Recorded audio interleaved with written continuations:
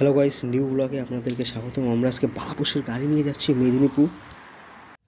তো মেদিনীপুরে যাওয়ার জন্য আমাদের বোম্বে রোড দিয়ে যেতে হচ্ছে। তো বোম্বে রোড দেখতে পাচ্ছ রাতের বেলা পুরোপুরি ফাঁকা একদম, আর জ্যাম পড়ে গেলে প্রচুর জ্যাম পড়ে, তো বহুত রিক্স হয়ে যায়। তো আমরা মেদিনীপুর যেতে গিয়ে আমাদের রাত 1:30 বেজে গেছে। চলো তোমাদের মেদিনীপুর জঙ্গল দেখা হতো ঘুরে। তো আমরা গাড়িতে করে ট্রাভেল করছি মেদিনীপুর জঙ্গল এলাকা। এটার নাম কি? এটা হ্যাঁ, শালডাঙ্গা। তো চলো, শালডাঙ্গার কিছু দেখানো যায় নাকি, ভালো কিছু দেখতে থাকো। তো চলো তোমাদেরকে বালি দেখাই। নদীতে এসছি আজকে। এটা কাঁসাই নদী আছে। জায়গাটার নাম কি আছে? কঙ্কাবতী। তো এই যে সব লাল বালি দেখতে পাচ্ছ, আমাদের কলকাতার দিকে লাল বালি এইভাবে দেখা সম্ভবই না।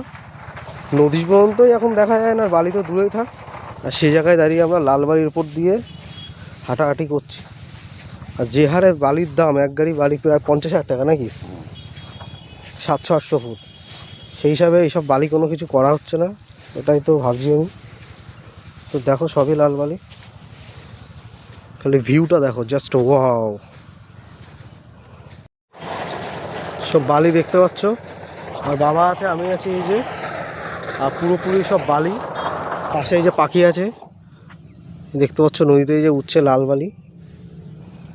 ঠিক আছে, চলো।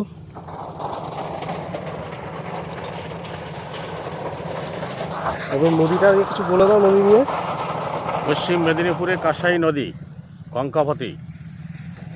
এই নদীতে জল শুধু নামে, শুধু বাড়ে। তো দেখতে পাচ্ছ এখন জল খুব কমে গেছে, বালি দেখা যাচ্ছে। তো চলো, ঠিক আছে। এখানে নাকি হাতিও আছে আমি শুনেছি, জঙ্গল দিয়ে আমরা এসছি।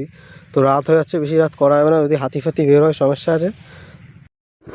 তো রাস্তা দিয়ে যাচ্ছিলাম, দেখতে পাচ্ছ যে গরুর গাড়ি, গোবর সার দেওয়া হচ্ছে। গোবর সার দেওয়া হচ্ছে জমিতে, যে সচরাচর আমাদের এখানে দেখা। কি চাষ করা হবে এখন? হ্যাঁ,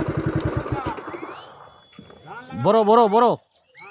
হ্যাঁ, জমিতে এখন ধান লাগাবে, গোবর সার দিচ্ছে, দেখতেই পাচ্ছেন। গরুর গাড়ি ভরা গোবর সার। মেদিনীপুরেই সব দেখা যায়।